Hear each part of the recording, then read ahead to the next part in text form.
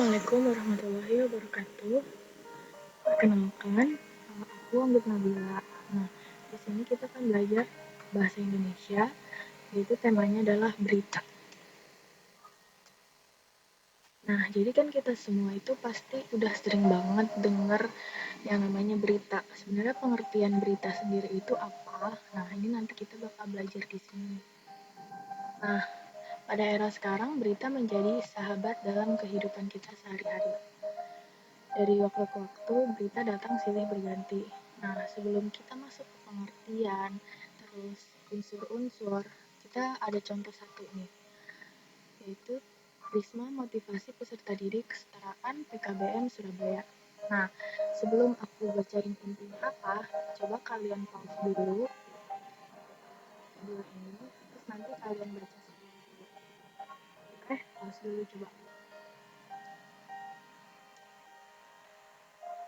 Nah, kalau udah, kita lanjut. Nah, tadi kan kalian udah baca nih tentang berita ini. Jadi inti dari berita ini apa? Risma, tahu kan Risma, Ibu Risma? Ibu Risma itu adalah wali kota Surabaya. Nah, inti di berita ini adalah Ibu Risma memberikan motivasi kepada anak-anak atau orang-orang yang mengikuti pusat kegiatan belajar masyarakat atau biasanya yang ikut paket A, paket C, paket B. Kalau semua orang itu bisa menjadi sukses dengan caranya masing-masing, tidak berpengaruh dia dari sekolah normal atau dari sekolah PKBM ini.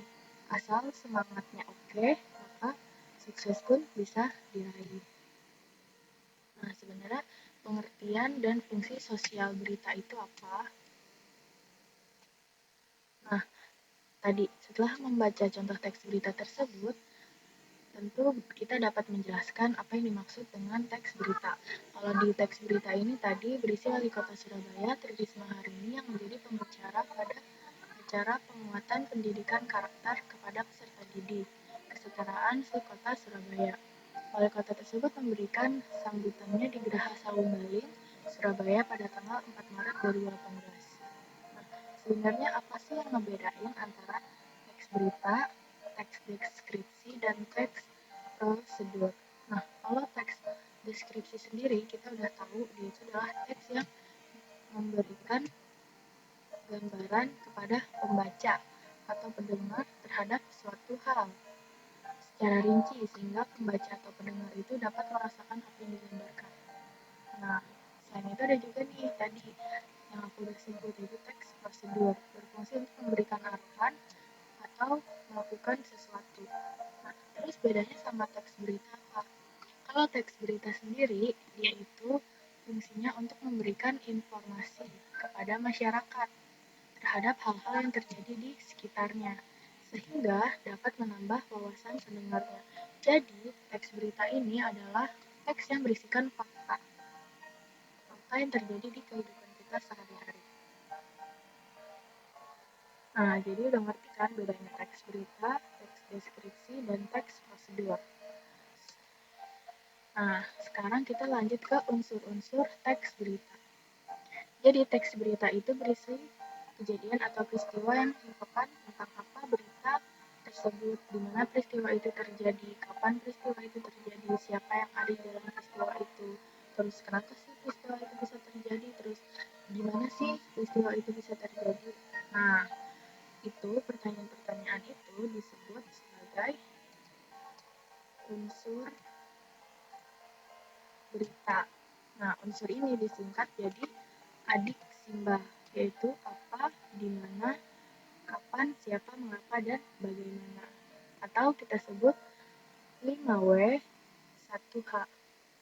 Nah, what, where, when, who, why, and how. Secara singkat, unsur-unsur dalam teks berita itu tadi ada 5. Ada apa, misalnya berkaitan dengan peristiwa apa yang sedang terjadi. Kayak tadi, berita yang udah kalian baca tentang Bu Risma. Apa sih yang terjadi? Bu Risma tuh ngapain? Bu Risma itu sedang memberikan motivasi. Itu dari pertanyaan apa? Apa yang terjadi? Terus yang kedua di mana? Di mana sih peristiwa berita itu terjadi tadi di sini? Di Geraha Sawung Galing. Terus siapa orang yang terlibat dalam berita itu atau dalam peristiwa itu? Tadi Bu Risma Harini, Putri Risma Harini. Nah, terus mengapa sih peristiwa atau berita itu bisa terjadi? Karena Bu Risma ingin memberikan pemahaman kepada orang-orang yang mengikuti ujian kesetaraan bahwa mereka semua sama dengan yang sekolah di sekolah normal. Jadi biar mereka nggak berkecil hati lagi. Nah, terus yang kelima bagaimana? Bagaimana sih proses terjadinya peristiwa tersebut? Nah, tadi proses terjadinya itu dikumpulkan dulu semuanya, terus baru Bu Risma datang memberikan motivasi. Nah, kira-kira begitu. Sekarang, nah di sini, ini ada adik Simba tadi. Apa, di mana, kapan, siapa, mengapa, bagaimana. Nah, tadi kan kita udah tahu nih unsur-unsur berita, yaitu 5W, 1H. Sekarang kita bakal belajar menentukan isi pokok teks berita. Sebenarnya gampang nggak sih menentukan isi pokok teks berita? Nah, sebenarnya cara yang paling ampuh buat menentukan isi pokok teks berita itu adalah kita mengerti berita itu. Cara kita biar bisa mengerti gimana? Kita harus baca beritanya. Berita-berita yang hadir di tengah-tengah kita, baik melalui media cetak, meliputi berbagai hal. Ada berita tentang alam, sosial politik, ekonomi, macam-macam deh. Nah, terus ada juga unsur teks berita, yaitu tadi 1H, apa, di mana, kapan, siapa, mengapa, dan bagaimana. Nah, unsur-unsur yang tadi ini kita gunakan untuk menentukan isi pokok berita. Tadi tentang isi pokok berita yang Bu Risma tadi apa sih? Isi pokok beritanya adalah Bu Risma memberikan motivasi kepada peserta yang di PKBM atau yang mengikuti ujian kesetaraan agar tidak berkecil hati dan terus semangat. Nah, coba kita baca contohnya. Bacalah teks berikut. Nah, kayak tadi, coba kalian pause dulu videonya, terus kalian coba baca dulu, nanti kita latihan. Oke, ayo di pause dulu. Nah, kalau udah, kita lanjut. Sebenarnya inti dari judul berita ini, atau berita ini apa? Penantian panjang tim sepak takraw Indonesia.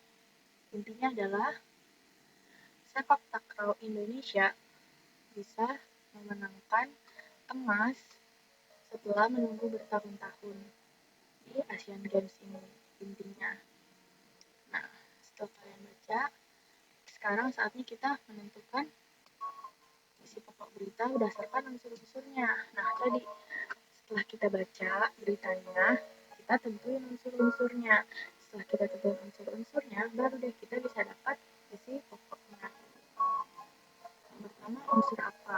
Apa peristiwa yang terjadi dalam berita itu? Yaitu jawabannya, mimpi Indonesia meraih medali emas sepak takraw Asian Games 2018 akhirnya terwujud. Di mana sih peristiwa itu terjadi? Yaitu terjadi di tempat pertandingan sepak takraw itu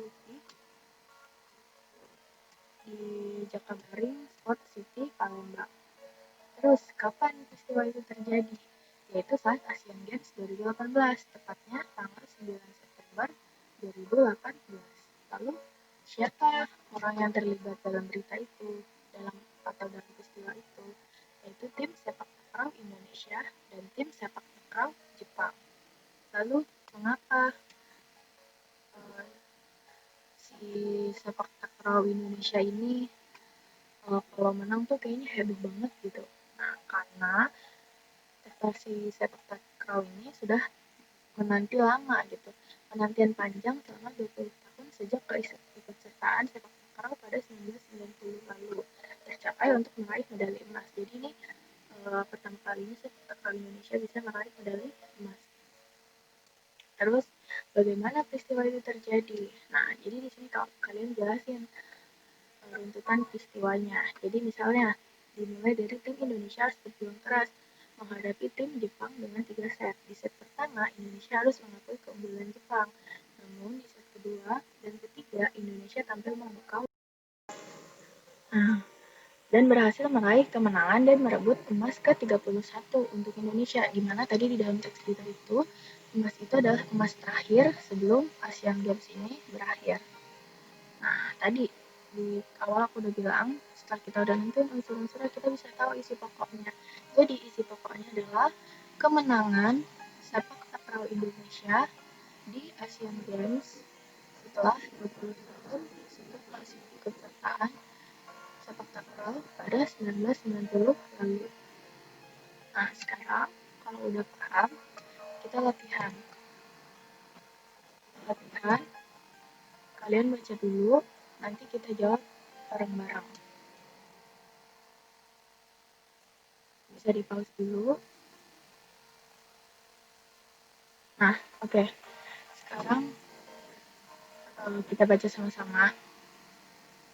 Paduan suara Indonesia berjaya di Eropa. Paduan suara anak The Resonance Children's Choir atau TRCC yang dipimpin oleh Afif Priyatna berhasil menang di ajang European Prix for Choral Singing di Slovenia pada 21 April 2018. Ajang tersebut merupakan perlombaan paduan suara tahunan yang telah berlangsung selama 30 tahun.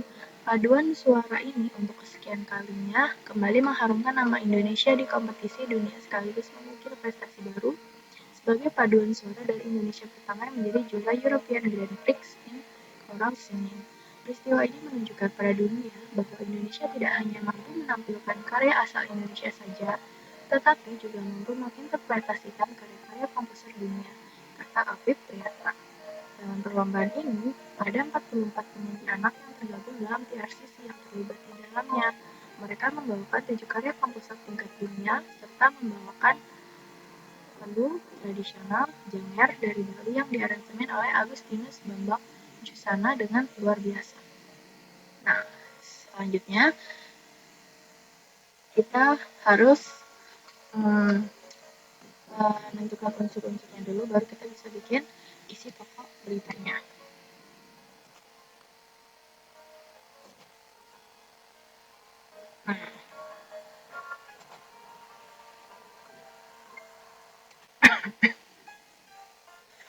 Apa sih yang terjadi pada berita itu? Jawabannya ada di sini. Paduan suara siapa? Ini. Paduan suara anak The Resonance Children Choir atau TRCC berhasil kembali mengharumkan nama Indonesia di kompetisi dunia sekaligus mengukir prestasi baru sebagai paduan suara dari Indonesia pertama yang menjadi juara European Grand Prix in Choral Singing. Terus di mana peristiwa itu terjadi? Peristiwa itu terjadi di Slovenia. Lalu kapan peristiwa itu terjadi? Yaitu saat perlombaannya, yaitu pada 21 April 2018.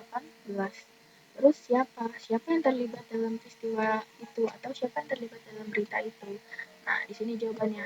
Dalam perlombaan ini ada 44 penyanyi anak yang tergabung dalam TRCC yang terlibat di dalamnya.